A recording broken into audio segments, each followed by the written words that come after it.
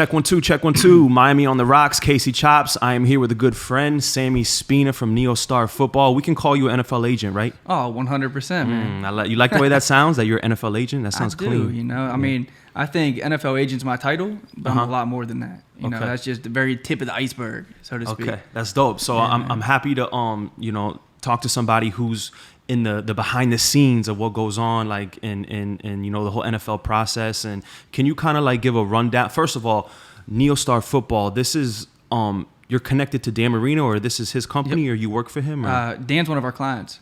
Oh, okay. Mm-hmm. So wait, Dan Marino has a agent? He does, yeah. Okay. So anything you see Dan in, whether it be a commercial or TV, when you saw him in Bad Boys, for example, that all comes through our office. So they'll reach out to us, we'll negotiate the deal, and then that's dope, Danny man. takes it from there, man. How long have you worked at that company? I've been there for 7 years. 7 years. Yeah. So can you talk about maybe, a lot of people are listening to this like, wow, an NFL agent. What is the process for you? What was your college experience like? What was your path? Man, mine was very non-traditional, right? And there really isn't a traditional path to become an NFL agent. A lot of people go to law school, which I ended up doing eventually too.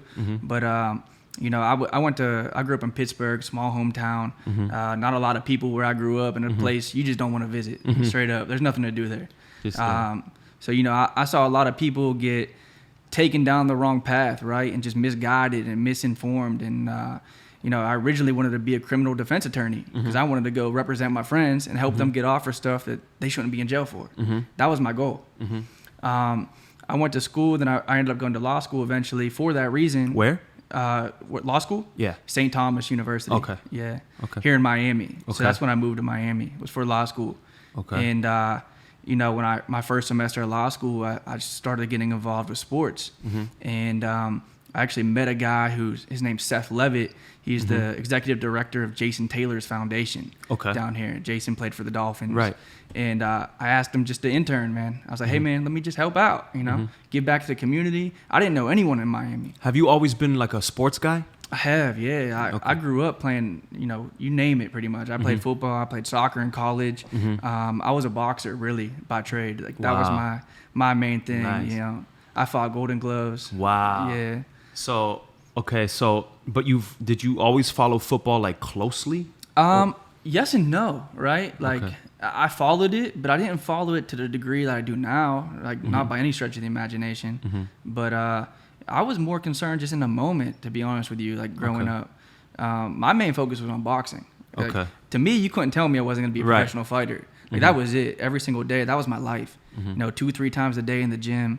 Like that was my whole life at that point. Wow. So you go to law school and then you stumble upon Jason Taylor's foundation, and then how does it lead into you becoming an NFL agent? Right. So I was just trying to network, and that was like my way into the community, right? Is started this foundation. I'm working for a Hall of Famer. I'm giving back to the community, and I'm meeting people. Like that was my big thing. So they happened to share an office with the guy who started Neostar Football, Ralph Stringer.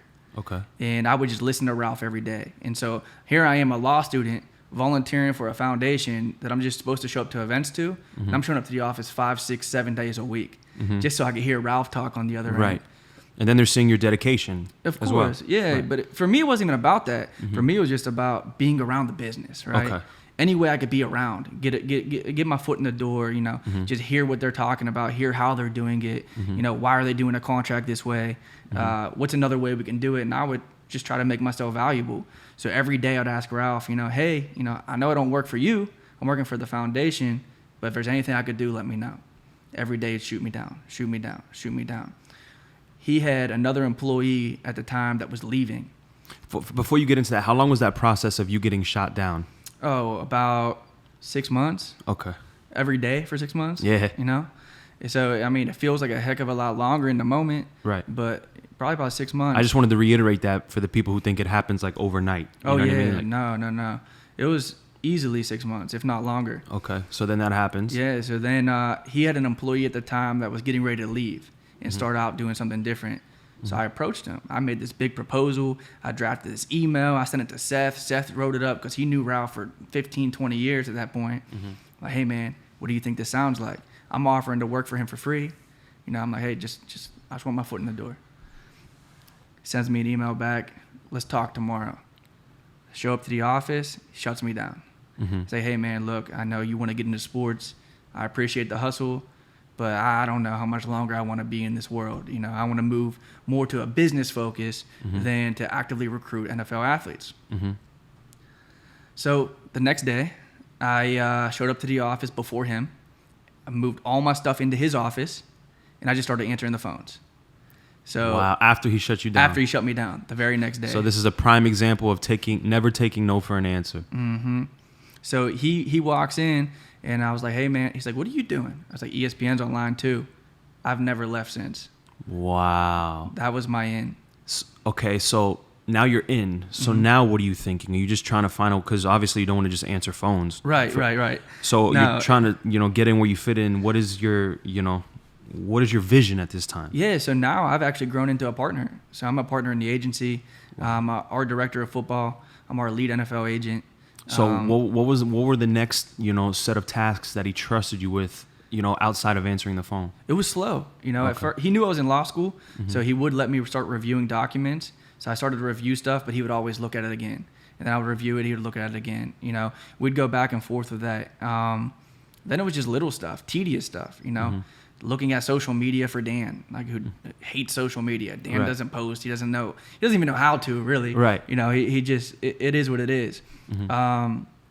So anything I could do, man. I mean, shoot, I was some days taking stuff to the shredding office just to get stuff shredded, Wow. But like my thing was too, like I was a law student doing my law degree. I scheduled all my class for the morning, right? So I had all my classes in the morning. I would go work full time at the office in the afternoon, leave at 5 because I was doing my MBA at night. So I was doing my MBA from 6 to 10. Wow. Each night, yeah. And then all that's going on, and my dad was battling cancer at the same time back in Pittsburgh. Wow. So he had brain cancer. So every weekend, I was trying to fly back to Pittsburgh so I could be with him at his chemo treatments. Right. And then fly back and have to do my work on the plane just to stay. Yeah. Man, that's crazy. Okay, so so what is the first task that you can remember? Because for the people that don't know Sammy, you're like on an airplane almost every weekend, right? Yeah, pretty much. When did your lifestyle turn into that? What was when did it become, did it become like scouting, players, or when did that happen? It was a slow progression, man. It really was. Like, for the first 2.5 years, I was pretty much a dual employee, quote unquote, but more so a volunteer than anything. I wasn't getting paid at all, not a dime. And I would split time between Ralph at Neostar, and I would split time with the Jason Taylor Foundation. So I still volunteered at every single one of their events, and I still do. I still big supporter of them. And shout out to the Jason Taylor Foundation. They've been a big part of the community for years and years and years. Yep. So, my first probably 3 years with the group, I wasn't recruiting. I wasn't doing any of that stuff. I was office work there every day. First one in, last one out. Sounds cliche, right? But it's real shit. Yeah, I really was like, and it wasn't even like I was doing the stuff that I was capable of doing. Right. Right. I was just doing stuff just to build that trust, whatever it was. Like, oh, Ralph, you need me to respond to this email? Man, don't worry about it. Let me respond to it. You need me to look at this document again? You need me to prepare this presentation? And then it started to be like, oh, well, what if we try this? Oh, what if we try that? And it slowly just started to... And then it turns into, okay, now I trust you to get on a flight and represent the country in another city? No, not even then, too, because I kept bringing it back to him. And I'm like, look, I know we got our retired guys. I want to get back active again. I want to get these guys coming out of college, help them through that process, help them, navigate that journey of the combine, their pro day, and then all the way through the draft and the training camp.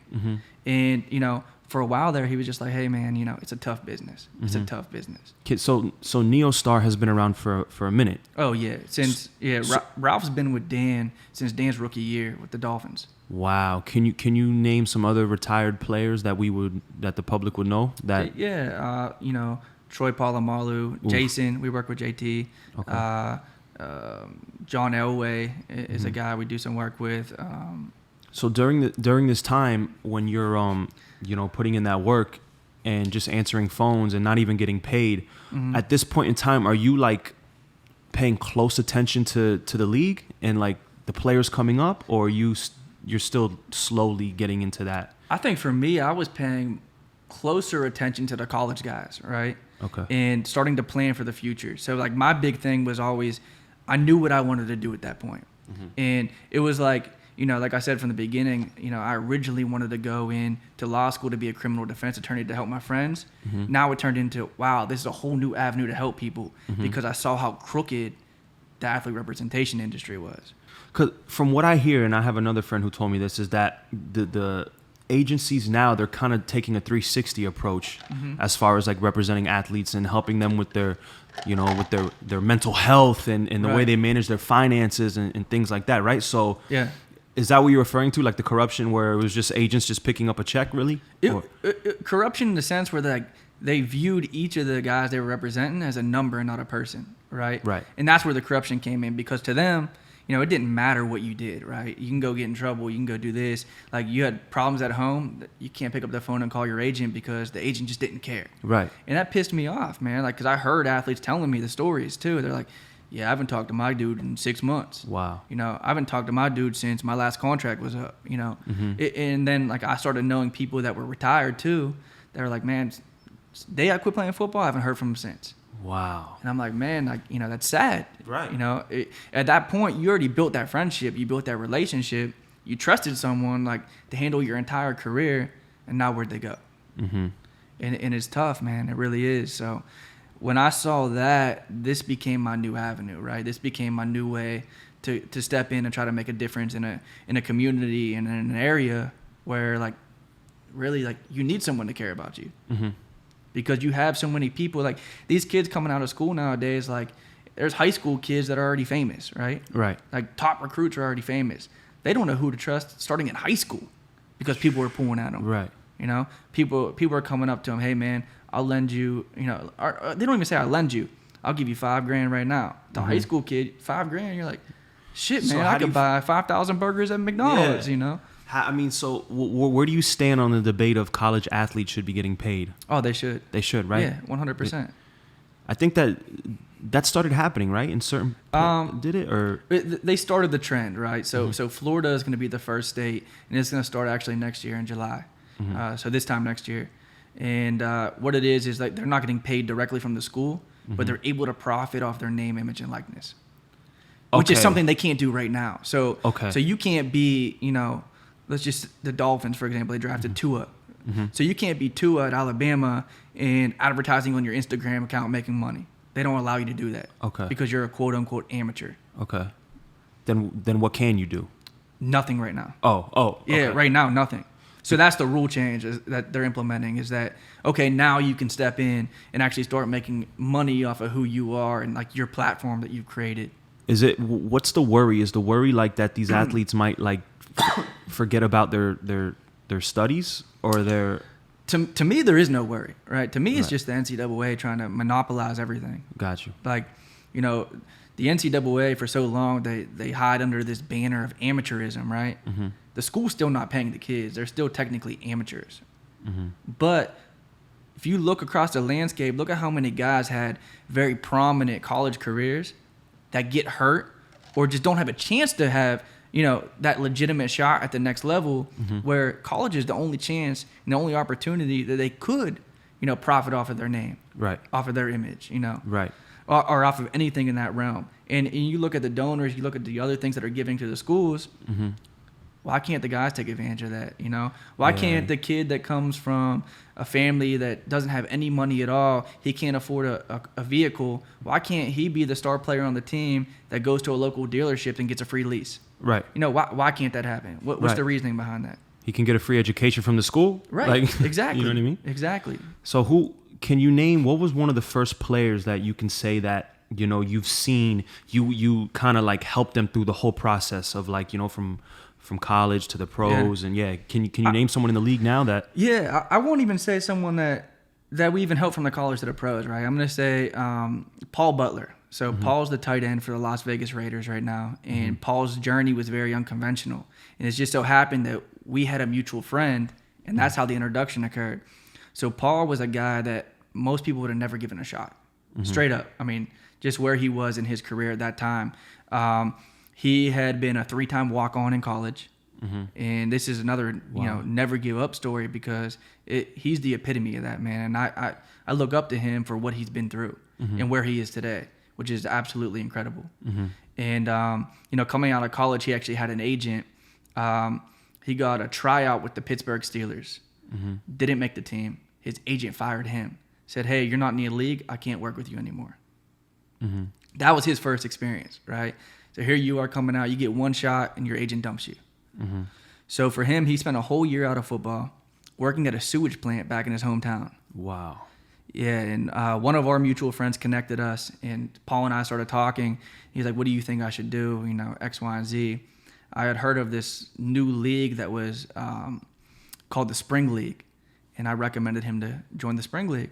And it just so happened that was the same year, and this is God's timing, man, because this was the same year that Johnny Manziel was playing in it, trying to resurrect his career. Wow. So Paul goes out, all 32 teams show up. If you see Paul, Paul just looks like a Greek god. Like, he's a physical freak. He's a tight end, right? Yeah. So, okay. But he's 6'6", 255, but with like less than 10% body fat.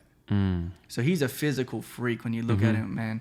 And he went in and just performed. Yeah, like took advantage of that, man. One, time when all the teams were in the, 100%. And it's funny because I wasn't representing him at that point either. And he just called me and he was like, hey man, I think I'm having some good practices. A couple of teams asked me for my measurements and just to talk to me. If I get an offer, would you help, would you represent me? He said, and then the next day he sends me another text message, and I still have it on my phone screenshotted just for memories. And it was like, I hope you don't mind, but I put you down as my agent. And I was like, no, man, of course, 2 days later, we get a phone call from the Raiders, and they want to bring him in for a tryout. Wow. So Paul shows up to rookie minicamp with the Oakland Raiders at the time, and he gets named offensive MVP. Doesn't drop a single ball in practice. Coach Gruden brings him out in front of everyone and announces to the team that he was the rookie offensive MVP of rookie minicamp. That's incredible. Same day he signed his contract with the Raiders. That awesome. Was 3 years ago. And now you officially represent him. 100%, yeah. Wow, that's awesome, bro. And so, like I said, you're always on a plane somewhere. Correct. Right? When you do these things, is it for like a variety of different things, or is it mostly just to scout different players, or what? It really is a variety. A lot of it's scouting different players. I'm usually at a college game Saturday and an NFL game Sunday or Monday or Thursday. So it's a variety of things for sure. A lot of it's meetings and supporting players. What we try to do is we're a boutique agency, and I think like what made us so successful over the years is we've always been a core group, right? Like right now we have 15 guys in the Hall of Fame. Not most groups can say that. But we've done that. Can you name some of them? I'm sure you already named John Elway, Dan Marino, Jason Taylor. Yeah, because so just so you know, I'm gonna lay out this landscape, right? So like the people that I'm really under in the umbrella of the experience factor is Ralph Stringer and Marvin Demoff. Marvin Demoff, if you go to ESPN and 30 for 30, they made one on him called Elway to Marino. Okay. And that's on Marvin Demoff's journey in the story where he represented that year alone in the NFL draft, Danny, John Elway, and Eric Dickerson, running back. Wow. All first rounders. And then later came on to represent Jimbo Covert, who's getting inducted this year into the Hall of Fame. Troy Polamalu, Junior Seau, Jonathan Ogden. So how do you feel about the current climate of the league right now? Like, because people would argue that it's getting too soft and the rules and football's not the same anymore. But to me, I just see it as a different game. It's like basketball as well. Like, it's just less physical. You got to be, I don't even think it's so much less physical right now, right? I just think the guys are extremely athletic, right? And not to take away from the older guys that played, and not to say that they're not extremely athletic. I'm just saying the entire game and landscape of the game has changed, right? The pads are thinner. The stuff that you're wearing is a lot less weight. You have 6'5", 230-pound guys running a 4.3. You didn't have that back in the day. Yeah. So you have a guy that big running and hitting you that fast, maybe you're not looking at that same traditional 265-pound linebacker. You're looking at a 230-pound linebacker, but that impact is still one hell of an impact. So I think the way they're doing it too is like, back in the day, we didn't have that technology, right? We didn't have that worrisome of the actual individual because it was more just an entertainment factor, that wow factor. Now, everyone's starting to finally wake up and look at these athletes as individuals. And when you look at that scape of it, you got to protect them just like any other employee. Right. You're not going to work in a factory and they're going to say, hey, today you can go out and not wear earpieces and goggles because we haven't done that for the last 30 years. Right. No, they're going to say, man, you got to protect yourself. Right. And then you have the CTE, right? You have that whole, craze that happened and yeah. And that's very real. And I mean, for me, like, I entered into this industry in a very unique way, right? And, some of the first people I'm working with were Hall of Famers. So, I got to see these guys that, now their careers are over and you look at their life now and it's not the same as a normal 50-year-old. You know what I mean? Because really? Yeah, because, just the wear and tear your body takes, people like the average fan doesn't get to see how many surgeries you have in an off season. Right. The average fan doesn't get to see, the bruising and the broken bones that you play with each week because it's just not reported on. Right. It just happens. So now, fast forward 20 years, when those bones are healed wrong and you're trying to walk around, it takes you an extra 30 minutes to get out of bed. It takes you, whenever you leave an event, where you're on your feet for 2 hours. Is that sample size of people who have those problems, is that more than what I'm imagining? Probably. Because in my mind, it's a small percentage, right? But maybe it's not. I think it's a much bigger percentage than you're imagining. Right. Wow. That's interesting. I mean, there's guys that just didn't know they had broken bones and played through them, and others that did and just consciously did it because, you sit out, you could lose your job. Right. In football, in any sport for that matter, but football in particular, that's one of the few industries where if you don't perform and play that week, could be your last week. Right. Because most of the league is on the bubble. Right. Everyone looks at the big contracts. That's 5% of the guys. Yeah. The majority of the league's on that bubble. What's the lifespan for an average professional NFL player? Is very short, right? Yeah, less than 3 years. Wow. So you would say that you guys take more of a 360 approach to representing athletes. Do you help them with like finances and things like that, managing their finances? Not personally. We actually believe that's a conflict of interest. Oh, okay. You know what I mean? Because I don't want to be involved with what you're investing when we're making you the money too. So we don't keep that all in house. Okay. Yeah. Dude, so what other things besides, what else would you help them with, aside from just the athletics? Do you help? Marketing, planning for life after football. Those are conversations that we have all the time. Okay. We do put them in front of financial advisors and we educate them on finances. We educate them on, how the tax system works for them, what their paycheck's going to look like, what things are going to be withheld from that paycheck. A lot of guys don't realize that certain tickets, when they ask the team for tickets for their family, like that gets taken out of their paycheck. Wow. When you do a jersey swap at the end of the game, that gets taken out of your paycheck. The little things that you normally wouldn't think of, you just see it on TV, so you think that you just get to do it. That all gets taken from your check. So you got to account to that when you start to budget. So we do try to help them with their budgeting, where they're going to live, when to enter into that lease, when not to enter into it, when to buy a home, when not to buy a home, just because, your career is so up and down, right. Especially if you're not a first round pick or just signed a big franchise deal with the team, right. You could be gone tomorrow. Who was it? Marshawn Lynch? Who was the athlete that the player that saved all his money? What was the story that he had a big time contract and I think he didn't even spend, he spent like, whatever, I can't remember it. I think it was Rob Gronkowski out there. I think it was Gronk actually.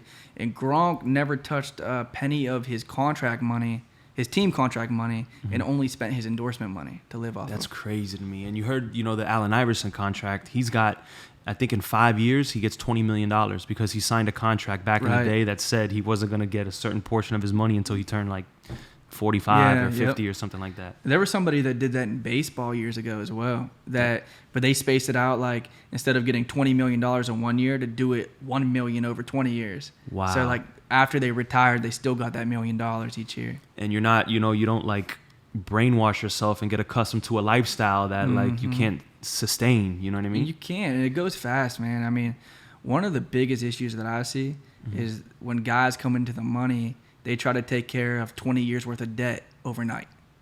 And you can't do that. Right. Right. You actually got to still plan it out and have an actual plan in place to make sure that you're doing it, because your paycheck can get stopped tomorrow. Right. You know, you can get hurt, you can get cut. There's a number of things that can occur. I mean, trust me, I know. I don't even have a career right now. So. Everything just stopped. Yeah. So like you said, what you said these guys that are like the hot guys in college, they're always getting like, you know, pulled. What is your approach? How do you, you know, come across different and unique and not seem like all the other people that are just trying to, you know what I mean? Like, I just try to be a normal dude, man. Yeah. Someone that they can relate to. I mean, over COVID, you know, I took the time to learn how to play Call of Duty, right? Mm-hmm. I'm not a gamer, but I'm learning, you know, and every guy I talk to, you know, every time I talk to him, what are you doing? I'm playing Warzone. I'm like, shoot, I'm gonna learn how to play Warzone. Meet them where they are. You know, I'm gonna try to meet these kids exactly where they are at that point. So that's what I did. I started learning how to play Warzone, and now I play almost every night. All of my clients play, except for one. That's crazy, because I play Fortnite. I got into Fortnite for the quarantine too, and it's like I don't do it. It's crazy because I don't play video games. It could apply to Warzone or Fortnite, but I don't play video games for the game. I'm terrible at video games. I'm the worst one on my team all the time. But I play it because I enjoy talking to my friends. It's like therapy. It's like, you know what I mean? Like, yeah, it's like the new normal. Like right now, it's the new norm of networking, right? Which is crazy because that's crazy. Like I'll go on there and, you know, like the other night I looked at my phone. I'm like, damn, it's 2:30 in the morning. I was playing with one of my clients. You know, during the game, you talk strategy and you're actually playing the game. Right. But every break, we're talking, you know, other stuff. You're putting in that relationship equity, like you're building a relationship with somebody. Right. That's crazy. Yeah, I have a friend who he's a promoter at Live, and he's playing Fortnite, and he's always playing with NFL players. Right. And, you know, like, and guess what? When those NFL players are in town, they're gonna go to him. You know what I mean? Because that's the one element of gaming that people don't realize. It's a very good way to just, you know, build relationships with people because you're playing the game, but at the same time, it's like 5 people on a telephone call. Right. And, you know, you're talking about whatever. Like, but yeah, man. It's cool, man. Like that. But for me, like I say that to say, you know, I just try to stay relatable. You know, when I meet with guys, you know, you look at the Asian landscape, and most of them are these older men that, you know, a lot of them grew up wealthy, straight up. Like they grew up with families that were attorneys or families that were doctors, and they had the money when they got into it and the cushion, and right now they're already comfortable. You know, to me, I don't think I'll ever be comfortable. Just the way I grew up, you know, because, you know, I didn't grow up with a silver spoon. You know, both my parents worked 2 jobs my whole life growing up. My dad worked in a box factory making cardboard boxes. He worked midnight shift, would come home, drive me to practice, go home to sleep, and then he painted in the afternoon before he went back on his midnight shift. Wow. Yeah, and my mom was a secretary for a dentist all the way up through. And she built her career all the way up to now is the CEO of a medical facility. Wow. But she started out as the secretary at that same facility. That's great. I feel like there's there's a lot of examples of different industries that have that problem to where like no one is relatable to like us, to the millennial. Right. You know what I mean? Right. Do you know of a lot of people in your age bracket that do what you do? Or are you surrounded by a lot of just older people? It's starting to be a trend where you're seeing more and more of this younger generation coming in, right? You are. I just think I'm more qualified, straight up. You know what I mean? Like, I think, you know, I have the best of both worlds because I grew up in that neighborhood. But at the same time, you know, I have that law degree. I have that MBA. Right. But I have that dog in me, too, because I was a fighter. Right. You know, so it's just one of those things that, like, I don't know where the off switch is because I lost it. That's awesome, bro. Yeah. Go ahead and plug all your social medias and anything you want to promote. I'm on Instagram. It's Sammy J Spina, Spina. Okay. Same thing on Twitter. How do you feel? What's the future of this thing, man? Because this COVID thing is nuts. We could have never predicted this. It is. Like, is there gonna be? You think there's gonna be a football season? I don't even know. I do. Yeah, I do. With fans? No fans. I don't think there'll be any fans. Wow. What is that gonna be like? Yeah, I think it's gonna be as close to as normal of a season as they can have. I was on a 5-hour call the other day with the NFL and the NFL Players Association. They're doing everything in their power to take the proper steps to ensure the safety of the players at this point. I hope they do actually the legitimate right steps to protect the players. Right. Because a lot of times they say they are, and it's not necessarily, you know. But from that standpoint, I do know that they're going to do everything in their power to have one. Do you think it's going to be like in the empty stadiums, or they're just going to be like at practice facilities, like scrimmage type things? I think we still don't know. Okay. We really don't. I mean, it is kind of right around the corner, right? Yeah, August, September? Well, training camp starts in 3 weeks. And that's going like business as usual? As of right now. Wow. How do you personally feel about the whole COVID, corona? You know what? Like for me, I'm just trying to do the right thing, right? I'm trying to take the proper precautions. I'm trying to wear a mask. I'm trying to wear gloves. My fear is, you know, when you get 90 men for training camp in a locker room, you can't account for where every single one of those individuals it's have been. impossible. It's impossible. Right? And you can't tell people to stay away from their families, right? You just can't. Right. I know me personally, like I have clients that have small children. That's what scares me, because you have another guy coming into that same locker room that, you know, maybe he's in a state where the bars and clubs are still open, wants to step out for a night, you know? Right. Hey, that's fine. Right. Any other time, right. You know? But now you're bringing that into a locker room and risking not only the other guys around you, but also the coaching staff, who a lot of times are older guys. Right. But now the guys on the team that have young kids, right? And that's a fear for me. Which is why I don't see a season being normal, bro. I don't see it being able to happen. You know what I mean? Like, for me, I don't know how to assess the situation, man, because, you know, there's, you know, numbers and statistics that could back up, you know, this side of the argument, and there's numbers and statistics that could back up this side of the argument. So I kind of fall in the middle, you know what I mean? I'm still being cautious. I'm making sure I'm not hanging out in big groups, you know, I'm quarantining as much as possible. But at the same time, it's like, you know, cases are going up, the death rate is going down. Is this thing not as serious? Are we blowing this out of proportion? You know what I mean? Like, there's so many thoughts that come across my head, and I don't know what to believe. And so I can't judge anyone for how they assess this situation, you know what I mean? Because no one knows. No one knows. And it's crazy, man, because, like, you know, you'll see certain leadership believing it one way and certain leadership believing it a completely different way, right? And then one of my best friends that I actually went to undergrad with is now a doctor in New York City. And so I talk to him, you know, almost every day. His assessment on it is, you know, if you're just doing the right things and staying active and staying in shape, not eating poorly and washing your hands. Yeah. He said, look, man, I think you're going to be okay. He's like, but on that same notion, I've seen a 26-year-old female in shape come in that passed away from COVID. Really? Correct, yeah. So from that standpoint, it scares you just because everybody reacts differently. Yeah. Right? And it is, even if it's that 1%, like, eventually you're going to run into that 1% is going to hit close to home. Right. Eventually. Right. You know what I mean? But then you have to, like, reassess and be like, all right, it's 1%. Like, I try to, like, keep statistics in my head. You know what I mean? But yeah, what a time we live in, bro. And I think for me, like, my mindset's different of it too, because of what I went through with my father, right? Like, my father, he never drank, he never smoked, he never did any of that stuff, but still developed lung and brain cancer. So for me, like, you know, the percentage of that has to be less than 1%. Just because he did all the right. I mean, the guy didn't fucking speed. Right. You know what I mean? Right. Yeah. And now you look back and it's like, okay, no. So for me, it's just like, look, there's certain things you can control, others you can't. I leave it to God. I was just about to say that, bro. Like, for me, I'm a control freak. I'm a Scorpio. And one thing I have to reiterate to myself is, when it's my time to go, it's my time to go. Right. You know what I mean? Like, and just put my faith in God and just, you know, keep it moving, bro. That's the biggest thing, man. But I don't know, man. I don't know how long, you know, we can operate like this. Like, I don't know if this is going to go all the way to December, or we're going to have to, because it's not going anywhere.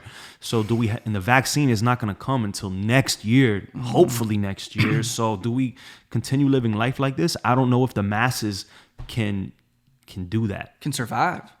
Legitimately. Financially, you know what I mean? But even mentally, like, you can't. Right. But it's crazy, man. Sammy, I appreciate you coming by, bro. I appreciate you, man. I got a question for you, man. Talk to me. Okay. If you could pick one song right now in the history of music, and I know you listen to a lot of music. Hold on. No. You don't even know what I'm going to ask you yet. Oh, okay. Yeah, so let's get to the question first. So if you could pick one song, right, in your database right now that describes your life, what would that song be?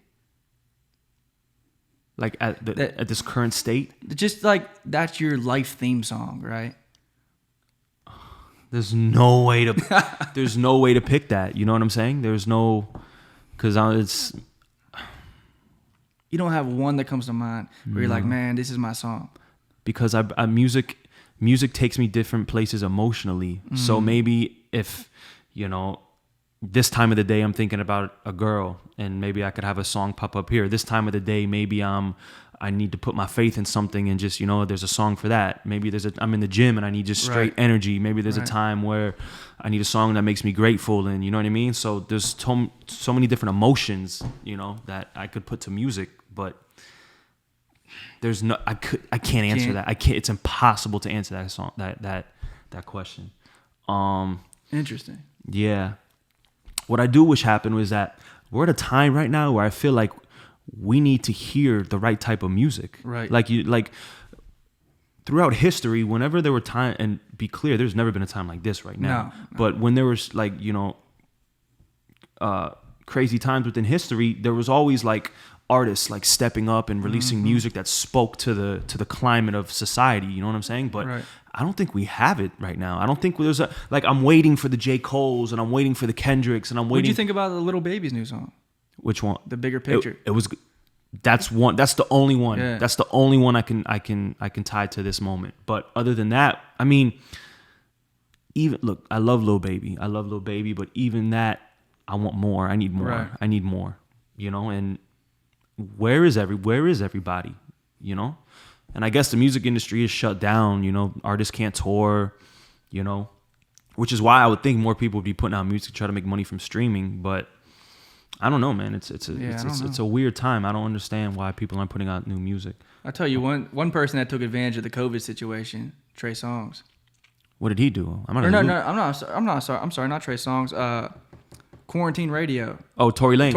Yeah. Tory Lanez down in Brickell. Wow, man. Yeah, shout out to my boy Bodega Flea. He was the DJ on that. Shout out to GP. Yeah, I know a lot of people in his camp, but the thing, shout out to Tory Lanez, but he kind of stole that whole thing from this dude named Justin LeBoy. So he's a no-name guy. I think he played basketball overseas. He came over here. He's friends with Diddy's son. Got you. And I don't know if you heard people saying Demon Time, and I don't know if that was that trend. Basically, he would do IG lives at like 3 a.m. from a ghost account, and P. Diddy's son would amp it up and get everybody to go to that account, and he would just have girls doing crazy X-rated things, and he would pin their cat. He brought like a strip club to Instagram. Damn. And he was the one who started saying all the lingo like wow, and started doing calcium. Yeah, and he started doing like all this. So basically, Tory Lanez took the whole format, even took some of the dude's slang and kind of just replicated it and made it his own. But yeah, I think Tory Lanez broke the record. He ran wild with it, man. I think he had like 320,000, I think it was. I think he has the record. Because I remember I was watching it when he got Drake on. Once he got Drake on, then it took off. Bro, he gained like 2 million followers in like 2 days or something like that. Crazy, something man. Stupid. That's crazy. I saw a tweet he did that if we shut down again, he's going to bring it back. Yeah. But I'm just over the twerking, man. Like, I'm over. Yeah. It doesn't do nothing for me anymore. So people are going to have to get a little more creative. But, well, Sammy, I appreciate you coming through, bro. You know, anything you need from me, I'm here. I appreciate that, man. Thank you for having me. Thank you, my brother. Appreciate it. All love. Miami on the rocks.